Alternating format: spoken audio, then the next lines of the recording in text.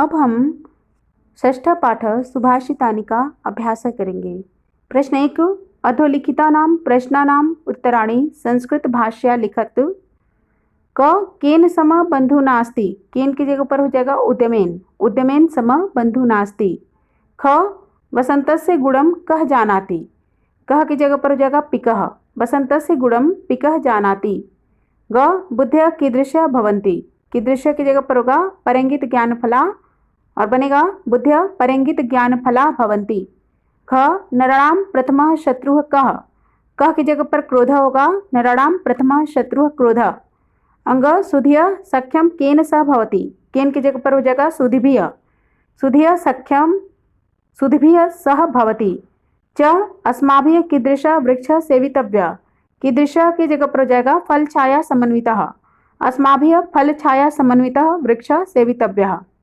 प्रश्न 2 है, अधोलिखिते अन्वयद्वये रिक्त स्थान पूर्तिं कुरुत। निम्नलिखित दो अन्वय में रिक्त स्थान को भरो। क यह डैश उद्देश्य प्रकुप्यति, डैश में आ जाएगा निमित्तम, यह निमित्तम उद्देश्य प्रकुप्यति, तस्या डैश स ध्रुवम प्रसिद्धति, तस्या डैश में आ जाएगा अपगमे, तस्या अपगमे स ध्रुवम प्रसिद्धति।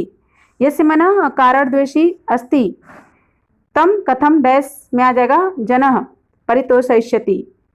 पूरा बनेगा, यह निमित्तम उद्देश्य प्रकुप्यति तस्या अपगमे स ध्रुवम प्रसीदति, यस्य मनः अकारण द्वेषी अस्ति तम कथम जनः परितोषयिष्यति। ख है डैश खलु संसारे, तो डैश में आएगा विचित्रे खलु संसारे डैश निरर्थकम नास्ति, डैश में आएगा किंचित निरर्थकम नास्ति। अश्वचेत डैश, तो इसमें आएगा धावने वीर, खर डैश वीर भवति, तो डैश में आएगा भारत से बहने वीर भवति। बनेगा विचित्रे खलु संसारे किंचित निरर्थकम नास्ति, अश्वचेत धावने वीर खर भारत से वहने वीर भवति। प्रश्न 3 है, अधोलिखितानां पदानां विलोम पदानि पाठात् चित्वा लिखत। तो क्या है प्रसीदति, जिसका विलोम होगा अवसीदति। मूर्खा पंडितः, बलि निर्बलः, सुलभ दुर्लभ, संपत्तौ विपत्तौ, अस्ते उदय, सार्थकम निरर्थकम। प्रश्न 4 है, अधोलिखितानां वाक्यानां कृते समानार्थकान् श्लोकान् शान् पाठात् चित्वा लिखत। निम्नलिखित वाक्यों के लिए समानार्थक श्लोकों को पाठ से चुनकर लिखो। प्रश्न 4 है, अधोलिखितानां वाक्यानां कृते समानार्थकान् श्लोकांशान् पाठात् चित्वा लिखत। क है विद्वान स एव भवति यह अनुक्तम अपि तथ्यम जानाति, इसका भाव चौथे श्लोक के तीसरी लाइन से होगा अनुक्तम अपि ऊहति पंडितो जनः। ख है मनुष्य सम स्वभावः जनः सह मित्रताम करोति, इसका छठे वाले श्लोक के अंतिम पंक्ति से होगा समानशील व्यसनेषु सख्यम।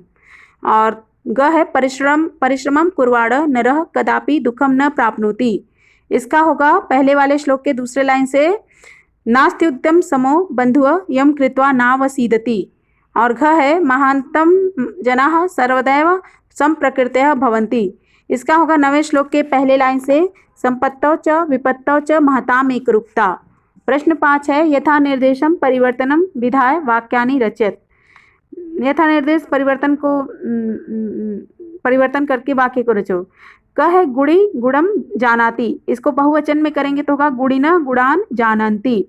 ख है पशु उदीरितम अर्थम गृह्णाति, कर्मवाच्य में होगा पशुना उदीरितः अर्थ गृह्यते। और ग है मृगः मृगः स अनुव्रजन्ति, एक वचन में होगा मृगः मृगेण सह अनुव्रजति। और घ है कः छायाम निवारयति, कर्मवाच्य में बनेगा केन छाया निवार्यते। प्रश्न 6 है, संधिम संधि विच्छेदम कुरुत। संधि या संधि विच्छेद करना है। क है न प्लस अस्ति प्लस उद्यम समः, तो संधि होगा नास्ति उद्यम समः। ख है डैश प्लस डैश बराबर तस्यापगमे, तो संधि विच्छेद होगा तस्य प्लस अपगमे।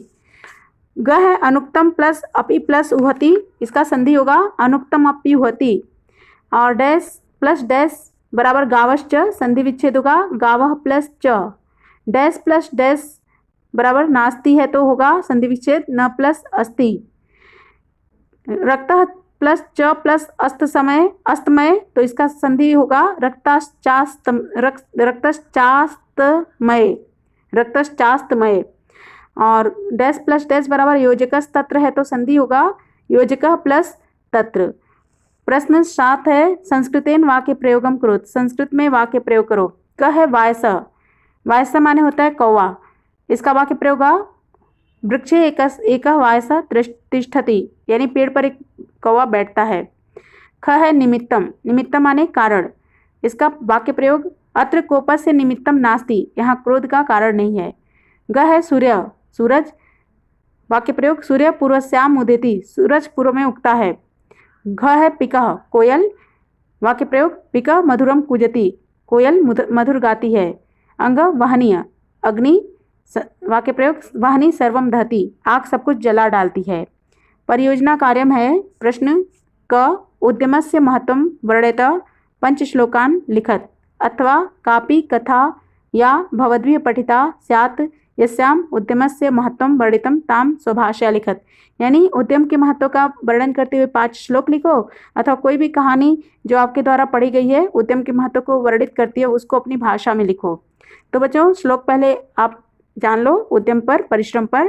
पहला श्लोक है उद्यमेन ही सिद्ध्यन्ति कार्याणि न मनोरथय न ही सुप्तस्य सिंहस्य प्रविशन्ति मुखे मृगा, यानी कार्य परिश्रम से पूरे होते हैं, केवल मन की इच्छा से नहीं। जैसे सोए हुए शेर के मुंह में हिरन अपने आप प्रवेश नहीं करता बल्कि शेर को उसका शिकार करना पड़ता है, ऐसे ही हमें भी कार्य परिश्रम से ही पूरे करने पड़ते हैं। 2 है गच्छन पिपीलको याति योजना नाम शतान्यपि अगच्छन वैनतेयोपि पदमेकम न गच्छति, यानी निरंतर चलती हुई चींटी भी 100 मील दूर तक चली जाती है और नहीं चलता हुआ गरुड़ नामक तेज गति से उड़ने वाला पक्षी भी एक पग आगे नहीं बढ़ा पाता। तीसरा है उद्यमेन नरालोके पदवीं यान्ति निश्चलाम अतः श्रमो ही कर्तव्य कार्यसु श्रेष्ठो उद्यम, यानी उद्यम से मनुष्य जो है संसार में निश्चल पदवी को प्राप्त करता है, इसलिए श्रम ही करना चाहिए, कार्यों में सबसे श्रेष्ठ परिश्रम है। चौथा श्लोक है आलस्यम ही मनुष्याणाम शरीरस्थो महान रिपुः नास्ति उद्यम समो बंधु कृत्वाम यह नाम सीदते, यानी आलस्य मनुष्य के शरीर में स्थित सबसे बड़ा शत्रु है और उद्यम के समान कोई भाई नहीं है जिसको करके दुखी नहीं होना पड़ता। 5वां है सोद्योग्यम नरमायांति विवशा सर्व संपदा, अगर उद्योग से युक्त मनुष्य है तो सभी संपत्तियां विवश होकर उसके पास आ जाती हैं। अथवा अपनी भाषा में अगर कथा लिखनी हो तो संसार में अनेक महापुरुष हुए हैं जो परिश्रम के बल पर समाज में अत्यधिक उच्च पद को प्राप्त कर चुके हैं। इसी श्रृंखला में लाल बहादुर शास्त्री का नाम विशेष स्मरणीय है। शास्त्री जी के पिता एक अध्यापक थे। शास्त्री जी के बचपन में उनके पिता की मृत्यु हो गई। शास्त्री जी बचपन से ही परिश्रमी थे, वे परिश्रम को अत्यधिक महत्व देते थे। आर्थिक दृष्टि से कमजोर होते हुए भी उनमें परिश्रम की भावना कूट-कूट कर भरी थी, इसलिए साधनों का अभाव उनकी प्रगति के मार्ग में अड़चन न डाल सका। परिश्रम के बल पर ही शास्त्री जी ने भारतवर्ष के प्रधानमंत्री जैसे गौरवपूर्ण पद को प्राप्त किया, अतः हमें उद्यम के महत्व को समझना चाहिए। प्रश्न ख है निमित्तम उद्देश्य या प्रकुप्यति स ध्रुवम तस्यापगमे प्रसिद्धति, यानी कारण को मान करके जो क्रोधित होता है निश्चय ही कारण के खत्म होने पर वो प्रसन्न हो जाता है।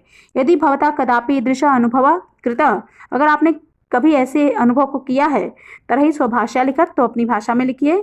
तो अगर हम हिंदी भाषा में लिखेंगे तो होगा मेरे विद्यार्थी जीवन की एक घटना मुझे स्मरण हो रही है। मेरी कक्षा में एक सहपाठी अत्यधिक शरारत करता था। उसके शरारतों से सभी सहपाठी परेशान रहते थे। वह पढ़ने में भी रुचि नहीं रखता था। कोई भी अध्यापक उस छात्र से स्नेह नहीं करता था। सभी अध्यापक उसे दुत्कारते थे। विद्यालय के प्रधान आचार्य के पास उसकी शिकायतें प्रायः जाती रहती थी। एक दिन प्रधान आचार्य ने उसे स्नेहपूर्वक समझाया, इससे उसका कायाकल्प हो गया। उस दिन से उसने शरारत करना छोड़ दिया और अध्ययन में अत्यधिक रुचि लेने लगा। इस परिवर्तन को देखकर सभी अध्यापक उससे स्नेह करने लगे। सच ही कहा गया है कि यदि कोई किसी कारणवश कुपित होता है तो उस कारण की निवृत्ति हो जाने पर वह व्यक्ति प्रसन्न हो जाता है। योग्यता विस्तार है। एक है तत्पुरुष समास। शरीरस्थ सप्तमी तत्पुरुष है, बनेगा शरीरे स्थित। पूर्व पद में सप्तमी विभक्ति है शरीर में, इसलिए सप्तमी तत्पुरुष है। गृहस्थ गृहे स्थित, मनसस्थ मनसि स्थित, तटस्थ तटे स्थित, कूपस्थ कूपे स्थित, वृक्षस्थ वृक्षे स्थित, विमानस्थ विमाने स्थित। शरीरे स्थित माने शरीर में स्थित, गृहे स्थित घर में स्थित, मनसी स्थित मन में स्थित, तटे स्थित तट पर स्थित, कूपे स्थित कुएं में स्थित, वृक्षे स्थित वृक्ष पर स्थित, विमाने स्थित विमान में स्थित, यानी बैठा हुआ है ना। प्रश्न दो है, नहीं दो है, प्रश्न नहीं है, दो है। अव्ययीभाव समास। अव्ययीभाव समास में पूर्व पद अव्यय होता है बच्चों, इसमें नि अव्यय का प्रयोग है। निर्गुणम, इसका समास विग्रह होगा गुणानाम अभाव। नि का मतलब अभाव होता है। निर्मक्षिकम, मक्षिकाणाम अभाव। निर्जलम, जलस्य अभाव। निराहारम, आहारस्य अभाव। 3 है पर्यायवाची पदानि। शत्रु का पर्यायवाची यानी समानार्थक होगा रिपुह, अरिह, वैरिह। मित्रम का सखा, बंधुः, सुहृद। वहनी का अग्निः, दाहक, पावकः। सुधिय का विद्वांस, विज्ञा, अभिज्ञा। अश्व का तुर्ग, हय, घोटक। गजः का करी, हस्ती, दंती, नागः। वृक्ष का द्रुमः, तरुः, महिरुः। सविता का सूर्यः, मित्रः, दिवाकरः, भास्करः। मंत्रः, इसका हम जब समास विग्रह करेंगे तो होगा मननात् त्रायते इति मंत्र, यानी जो मनन से त्रायते हमारी रक्षा करे, जिसका मनन करने पर हमारी रक्षा हो, वह क्या होता है? मंत्र होता है। अर्थात वे शब्द जो सोच विचार कर बोले जाएं। सलाह लेना, मंत्रणा करना, मंत्र प्लस अच। किसी भी देवता को संबोधित वैदिक सूक्त या प्रार्थना परक वैदिक मंत्र। वेद का पाठ 3 प्रकार का है।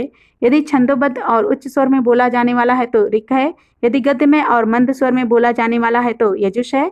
और यदि छंदोबद्धता के साथ गीता है तो साम्य प्रार्थना परक यजुष, जो किसी देवता को उद्दिष्ट करके बोला गया हो, ओम नमः शिवाय आदि। पंचतंत्र में भी मंत्रणा, परामर्श, उपदेश तथा गुप्त मंत्रणा के अर्थ में इस शब्द का प्रयोग हुआ है।